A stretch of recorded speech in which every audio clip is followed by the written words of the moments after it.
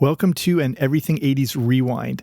And this week I wanted to take a look back at my review of Ghostbusters. Ghostbusters has been made great again. And with Ghostbusters Afterlife, there is a whole new sort of future possibility of what this franchise can evolve into and potential spin-offs. And I thought the movie was great. I thought it was what it was supposed to be and as good as it could be. And it felt like, a great tribute to Harold Ramis. And looking at the past, there were some problems with it. I don't want to do any spoilers here because I'm not sure if everyone's got around to seeing it yet. But it's left sort of on a note of hope and for what Ghostbusters can hopefully continue to be. So I thought I'd look back at the original movie with this rewind and a look at, the franchise as well and how it's grown. And this was recorded before the movie came out. So interesting to see how things have evolved. Okay, hope you enjoy.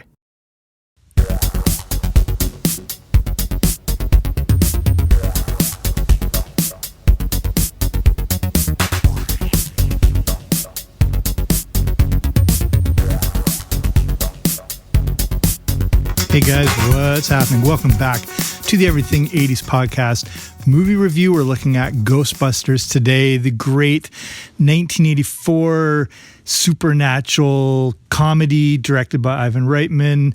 It stars some of the best people in the business, including Dan Aykroyd, Harold Ramis, Bill Murray, Sigourney Weaver, Rick Moranis, all the greats. So what we'll do is go over, the whole plot of the movie. We'll look at some behind the scenes stuff.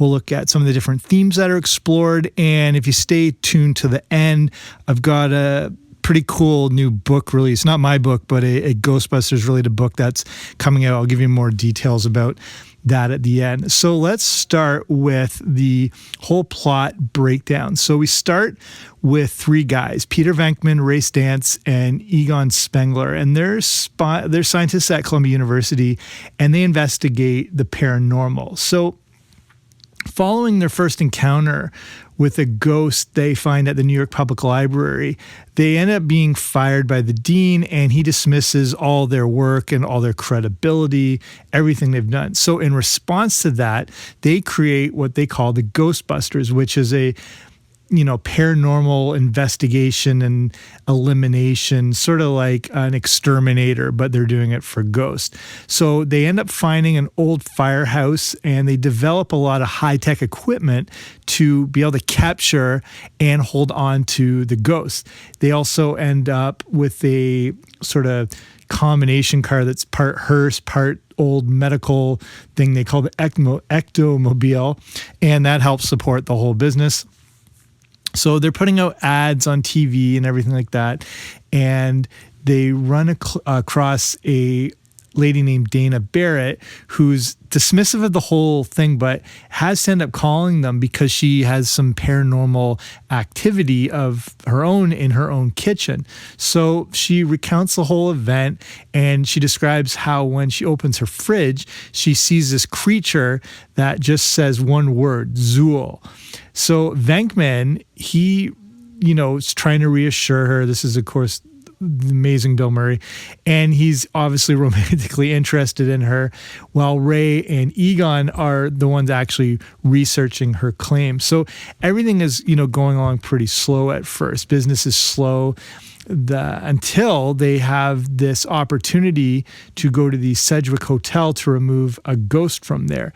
So as they're going along, Egon warns the group. They use these photon blaster things, and he talks about never crossing the energy streams from the proton pack weapons, as that could cause, a whole catastrophic explosion. So they end up capturing their very first ghost, and then they take it back to the firehouse where they have this like containment unit, and they can transfer the ghosts into it. So now business is starting to pick up as paranormal activity is starting to increase across all of New York. So to keep up with the demand, they hire a fourth member, Winston Zedmore. And then we start meeting people in the Environmental Protection Agency who's sort of suspicious of everything they're doing, specifically one of the heads of the EPA, Walter Peck. and he's one of the inspectors, and he's asking to, go over their equipment, evaluate all the stuff to see if it's on the up and up, but ends up being like ridiculed and insulted and leaves the whole place. So privately, Egon is realizing that all this paranormal activity and supernatural activity is becoming dangerous, and all their equipment is being overused and overstressed, and it could potentially fail. So eventually Venkman meets up with Dana, and he tells her all about Zool, which was a demigod that was worshipped as a servant to Gozar the Gozerian. And that is a sort of shape-shifting god of destruction. He convinces Dana to discuss, the whole case over dinner and further trying to woo her. But when she returns home, she is supernaturally assaulted and then ends up being possessed by Zool. So down the hall, we've got a sort of nearly identical entity manifests and then chases and possesses her neighbor, played by Rick Moranis, called Louis Tully. So Venkman then arrives and finds the possessed Dana, who's now technically Zool, claiming to be the gatekeeper. So Louis is also possessed, and he's found by police officers, and he claims he is Vince Clortho, and he's the keymaster of Gozer. So the Ghostbusters have to get back into action, but keep this whole pair separated so the end of the world doesn't happen. So Peck ends up returning with law enforcement and city workers to arrest the Ghostbusters, and he wants to deactivate that ghost containment system, but it's now like over the brim full. It's stressed beyond capacity. So the shutdown of it causes an explosion that releases all those captured ghosts. And then they end up detaining the Ghostbusters. So Louis is, he manages to escape in the confusion and makes his way to the apartment building where he meets Dana/Zool. So now in jail, Ray and Egon reveal that Dana's building is actually the true source of all the supernatural increases that are happening in New York. So the architect, turns out, was this genius and cult leader of Gozer worshippers, and he designed it to channel ghosts for the purposes of ending the world. And now complete chaos is happening all over New York City, so the Ghostbusters have to convince the mayor to let them go despite the protest by the Environmental Protection Agency. So now we're on the apartment building roof, and Dana and Zool and Louis are now, they've opened the gate between dimensions and transform into different supernatural creatures just as the Ghostbusters are arriving. So Gozer is in the form of a woman, arrives, and Ray attempts to reason with her at first. Then when this fails, Gozer attacks, forcing the Ghostbusters to attempt to trap her, but she ends up disappearing. Her disembodied voice demands the Ghostbusters that they choose the form of the destructor. So Raymond inadvertently recalls a beloved mascot he had from his youth that you would see in either the kitchen or on billboards, and Gozer returns and reappears in the form of a giant Stay Puft brand marshmallow man that proceeds to attack the city. Egon tells the team to ignore his earlier advice and actually cross the energy streams at the portal, though, because this might be a way to deactivate it. It works, and the resulting explosion destroys the entire Marshmallow Man form of Gozer, sends him back to his dimension, and ends up closing the portal. So then the Ghostbusters rescue Dana and Louis from the wreckage, and then are inevitably the heroes of New York City. So, the first thing, we could be here for hours, but the first thing about Ghostbusters, which is so amazing, is it really encompassed what 80s movies were all about, because it has elements of different genres wrapped into one, like horror, science fiction, action, comedy. It was something that the movies in the 80s did, like say like Back to the Future, same thing. It's like action adventure, it's science fiction, it's comedy. Same thing like Indiana Jones movies. And I think that's what makes these 80s movies like absolute hallmarks. So it was a horror movie, but more in an 80s kids-friendly way. Some of the Ghostbusters stuff and ghosts could scare us, but it was more in a cartoon sense and not like in a damaging Poltergeist or The Shining sense. You know what I mean? It felt a little more juvenile and a little more accessible, I'd say, from a kid's perspective. So, I mean, the thing, it's got all this like amazing imagery, the most perfect casting probably ever, very memorable music. And again, like all these iconic characters, including, like Slimer or the Stay Puft Marshmallow Man, all that sort of thing. So as far as behind the scenes things go, there's so much that happened with this movie. Like just starting off the bat, some of the original, as good as the cast members were, some people also considered to be in the movie were Julia Roberts, but also John Candy, which would have been amazing and I think worked perfect. It was pretty high budget. It was $25 to $30 million for what was, technically a comedy, even though it was a science fiction movie. Still a pretty high price tag, but it ended up making quite a lot of money, upwards of almost 300 million and that's in 84. So if you convert it for today, it was around 775 million, which is again, pretty amazing. Again, there was a real rush to get this movie done, and they only had a few takes on every scene to get the thing done in time. And it was filmed in around 5 months, but the editing took like 6 months to do. So that's why there's a good energy in the acting and the performances, because you're getting like their initial take and their sort of first readings of the lines. Interesting thing with Slimer, that he took 6 months to design and cost around $300,000. Also interesting, he was never called Slimer specifically in the movie. We think of him as Slimer because of the real Ghostbusters cartoon where he got that name. Another interesting thing, because the movie was made by Dan Aykroyd, Slimer was partly based on John Belushi as a tribute to him. The end of the movie, when they disintegrate the Marshmallow Man and all the marshmallows falling on the crowd, was actually shaving cream, and they were dumping so much it was actually like hurting a lot of people. The one scene where they are running through Rockefeller Center, you remember, like with Bill Murray and Aykroyd, I forget who else is in that scene, but they're actually getting chased by real security, so that was a real scene. The thing is, you think that they filmed Saturday Night Live at Rockefeller Center, you think that a security guard would know who the hell Dan Aykroyd and Bill Murray were. Like, they're the legends of that show. Interesting with the production of the movie, there was no faith in this thing, and like from the agents of the actors to the different chairmen from the studios, everyone thought they were going to lose their shirts over this thing. And the fact that it had a budget of upwards of $30 million was absolutely insane. The one thing they did that was really smart was they started an early advertising campaign. And the big thing I think that helped it, and to me, especially from the kids' perspective, was the logo. The red circle with the line across it with the white ghost coming out of it, the very cartoony look. And that was helpful because that's how they first tried to drive interest to the movie. And that logo was very recognizable. So in the lead up to the movie, a lot of people instantly knew what it was because of that iconic image.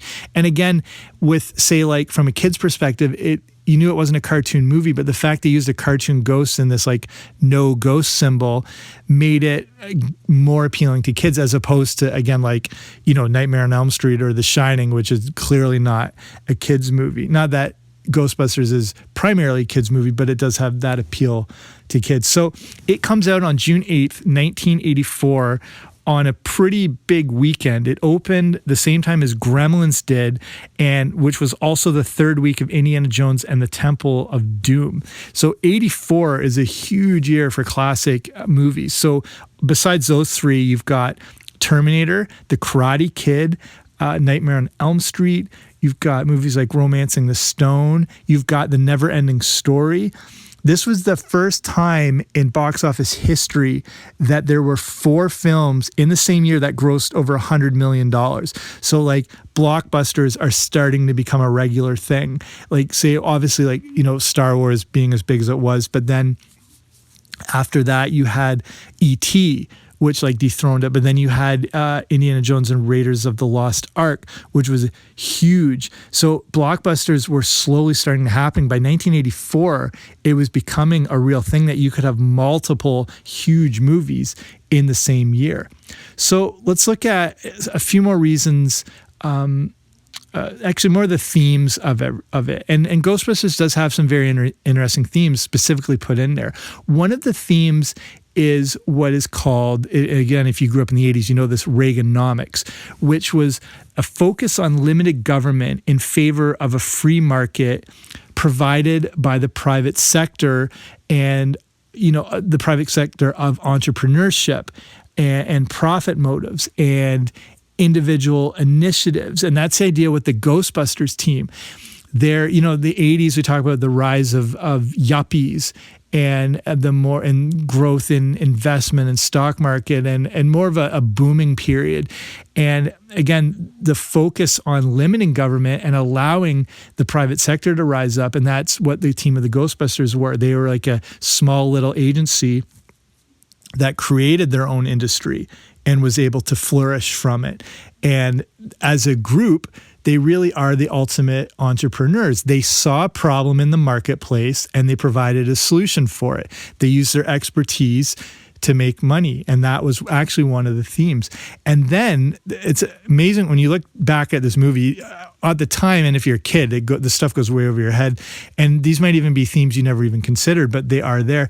One of the other big themes is the idea, now that we look at these private business and the success these businesses can have, how they can be ruined by like incompetent bureaucrats from government agencies. So example in that, with the Ghostbusters, that when the containment unit problem, when the EPA comes in, they let the spirits fly over the city. And that's one of the things, how government at all different levels can cause more problems than they solve, and that they damage these private businesses. And then it's another issue about the real issues with like government motivation, and the private sector has to, respond to the problem. In this case, it's ghosts, because the government is incapable of doing anything about it. So underneath the layers of, Slimer and the Stay Puft Marshmallow Man and the different dimensions, they're trying to tell the story of how the government can't always bail things out, and that it's the small little, the little guy who's got to come through to solve everything. Also, again, Dan Aykroyd was responsible for, helping write and create it. And along with Ivan Reitman, they both claim how they wanted to portray this very cynical view of politicians, which they do, specifically that the mayor only wants to unleash the Ghostbusters. If you remember back to the scene, he only decides to let the Ghostbusters go in to conquer the city, not because he wants to save everything and the people, but he's reminded that if they succeed, they will save the lives of millions of voters. So again, Ghostbusters is giving us this view of, an official or a government official who is motivated mainly by what will allow him to retain his position. And that's, part, and the Ghostbusters are one of the vehicles and the ways that that's happened. So I'll start wrapping it up here and why Ghostbusters is so great.